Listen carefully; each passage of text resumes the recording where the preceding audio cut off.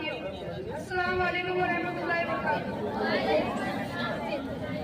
मैं अपनी तकरीर का आगाज इस शेर के साथ करता हूँ कि जहाँ मैं इल्म के नगमे को आम करते चलो, जहाँ मैं इल्म के नगमे को आम करते चलो, अगर कहीं भी मिले एहतराम करते चलो।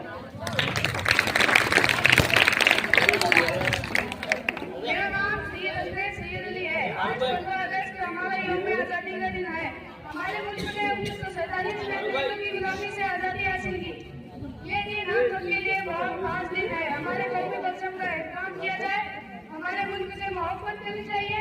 मैं अपनी तकरीर इस शेर के साथ खत्म करता हूँ कि ये नफरत बुरी है न पालो इसे, ये नफरत बुरी है न पालो इसे, दिलों में कल शहर निकालो इसे। न तेरा न मेरा न इसका न उसका, न तेरा न मेरा न इसका न उसका, ये सबका वतन है बचा ले।